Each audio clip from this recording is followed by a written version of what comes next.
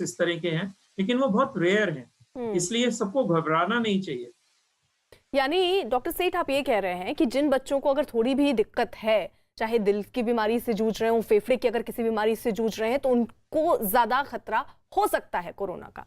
ठीक है। जी। डॉक्टर सिंगला, दिल और फेफड़े की बीमारी से जूझ रहे जो बच्चे हैं, आखिरकार उनको कोरोना से कैसे बचाएं फिर?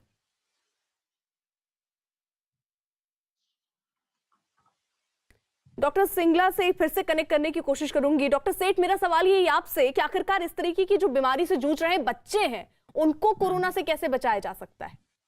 नहीं, अल्टीमेटली बचाने के लिए तो सबसे ज़रूरी और इस कोविड से के लिए सबसे ज़रूरी है कि हमारे पास वैक्सीन हो बच्चों के लिए।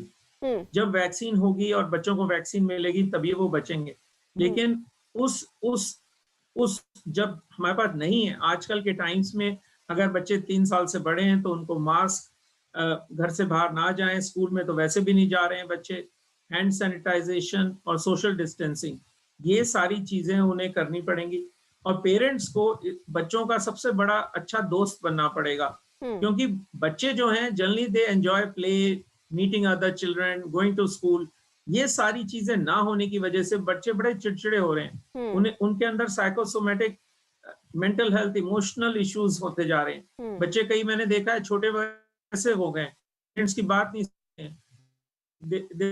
आउट एंड ये चीजें हैं, तो इसमें पेरेंट्स को एक बहुत अच्छी तरह पॉजिटिव करनी, अब सेफ रखना पड़ेगा पेरेंट्स को, वो सेफ तो बच्चा भी सेफ रहेगा। हम्म। और पेरेंट्स के लिए बहुत जरूरी, सब पेरेंट्स अपने वैक्सीन जरूर भी मिले उन्हें, जल्दी से जल्दी करवा लें।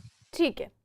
डॉक्टर सिंगला, मेरा अब आपसे ये सवाल कि कौन से लक्षण ऐसे दिखें जिनको दिखने पर पेरेंट्स को बहुत चिंता करनी चाहिए, बच्चों को अस्पताल ले जाना चाहिए तुरंत? जी, अगर शायद डॉक्टर सिंह। जी। बच्चा डिहाइड्रेटेड हो, अ, अगर बच्चे में बदन में पानी की कमी हो जाए, बच्चा सुस्त हो जाए, पेशाब कम करता है, अच्छा इरिटेबल ज्यादा होता है, बच्चे में कोई दौर पड़ जाए, बहुत हाई फीवर हो जाए, हम्म। तो उसको जल्दी से जल्दी हॉस्पिटल ले जाना चाहिए। हम्म।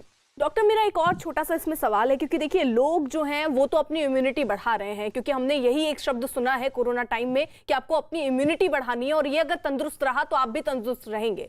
बच्चों के साथ ऐसा क्या किया जाए कि उनकी इम्यूनिटी बढ़े, क्योंकि इम्यूनिटी अगर उनकी भी ठीक रहती है तो जाहिर तौर पर शायद वो भी ठीक रहेंगे। जी, सबसे ज्यादा बच्चे की न्यूट्रिशन पे है। बच्चा छोटा है, वो पैदा हुआ है तो mother feed, breast feeding is the best. पहले 6 महीने माँ का दूध, 6 महीने बच्चे को वीनिंग करना जरूरी होता है। बच्चे को और चीज सेमी सॉलिड्स हैं, दाल है, चना, अगर आप नॉन वेज है तो नॉन वेज फूड, चिकन या येलो दे सकते हैं और तरह के फ्रूट्स और वेजिटेबल्स दे सकते हैं। जब बच्चा बड़ा हो जाता है चीजें खाने तो ज्यादा मात्रा में दे सकते हैं। मल्टी की जरूरत होती है बच्चों को खून बढ़ाने के लिए, उसमें भी इम्यूनिटी उनकी बढ़ती है। विटामिन जैसे जिंक, मल्टीविटामिन्स हैं, उससे भी बच्चे की इम्यूनिटी बढ़ती है। तो अगर बच्चे को प्रोटीन की, बच्चा वेट गेन कर रहा है तो प्रोटीन के ड्रिंक्स भी आते हैं, लेकिन प्रोटीन वो दाल और राजमा और नॉन वेजिटेरियन फूड में पर्याप्त मात्रा मिलता है, तो प्रोटीन डाइट से इम्यूनिटी बढ़ती है। ये सारी से हेल्थ में आप पीडियाट्रिशियन, डॉक्टर्स तो पेरेंट्स को की बीमारी जरूर, इसका जरूर ख्याल रखना चाहिए कि बच्चे पड़े।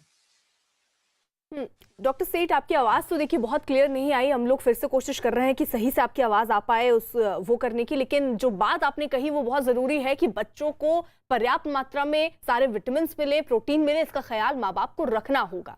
अब एक सवाल मेरा आपसे डॉक्टर सेठ कि बच्चों के लिए वैक्सीन की उम्मीद हम कब तक रख सकते हैं, कब तक उनकी वैक्सीन आ सकती है?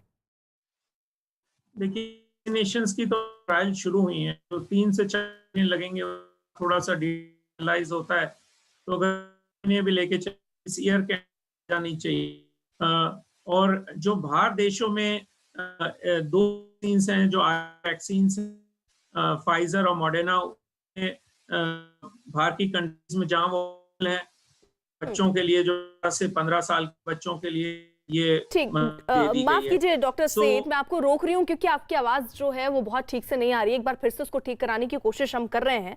इस बीच डॉक्टर सिंगला हैं साथ। डॉक्टर सिंगला, जरा जल्दी से ये आप पहले बता दीजिए, क्योंकि मुझे नहीं लग रहा कि बहुत क्लियर इनकी आवाज आई और हम ये समझ पाए कि बच्चों को वैक्सीन कब तक आ सकती है, ये उम्मीद जताई जाए। आपको क्या लग रहा है, कब तक बच्चों की वैक्सीन आ जाएगी? देखिए, ऐसा है, यूएस के अंदर अभी 12 से लेकर 18 साल तक की सीडीसी, जो अमेरिका की सेंटर फॉर डिजीज कंट्रोल है, उसने अनुमति दी है। और अपने इंडिया में भी 18 साल से कम के नीचे की ट्रायल के लिए परमिशन हो चुकी है। तो may be by December and हमें वैक्सीन मिलने की उम्मीद है। और यूएस के अंदर 6 मंथ से लेके 11 ईयर्स बच्चों की क्लिनिकल ट्रायल भी शुरू हो चुके हैं। तो दिसंबर तक हमें संभावना है। और यदि बड़े 18 साल से ऊपर वाले बच्चे लोग भी वैक्सीन लगवा लेते हैं तो उससे भी कुछ फायदा, प्रोटेक्शन बच्चों को मिल जाएगा। कुछ हर्ड इम्यूनिटी पॉपुलेशन के अंदर आने से बच्चे कम इन्फेक्ट होंगे, क्योंकि अभी तक बच्चे यदि बाहर नहीं जाते तो उनको इन्फेक्शन का डर बड़ों से ही होता है, जो बाहर से घूमकर घर पे ले आते हैं। तो यदि बड़े भी वैक्सीन लगवा लेंगे तो उससे इनडायरेक्टली बच्चों की प्रोटेक्शन हो जाएगी, जब तक वैक्सीन नहीं आती है। बिल्कुल बिल्कुल, यानी अब लोगों को अपना वैक्सीन फिलहाल लगवा लेना चाहिए। उससे बच्चे भी जाहिर तौर पर सुरक्षित बच्चे भी जाहिर तौर पे उससे प्रोटेक्टिव रहेंगे। ठीक है डॉक्टर सिंगला, जरा बताइए कि क्या बच्चों को भी जो वैक्सीन आएगी, जिसकी आप संभावना दिसंबर तक जता रहे हैं, क्या उसकी 2 डोज लगवानी होगी? जो अभी तक बाहर एक वैक्सीन यूएस के अंदर फाइजर की जो ट्रायल हुए, उसकी 2 डोज 3 वीक्स के इंटरवल पे रिकमेंडेड हैं। इंडिया में कौन सी कंपनी की, कौन से ब्रांड की, कौन सी वैक्सीन आती है, उसके ऊपर डिपेंड करेगा 2 डोज। नॉर्मली हर वैक्सीन की 2 डोज या 3 डोज लगती हैं। सिंगल वैक्सीन डोज वाली वैक्सीन बहुत कम है। अच्छा डॉक्टर सिंगला, जैसे आम लोग यानी जो बड़े लोग हैं,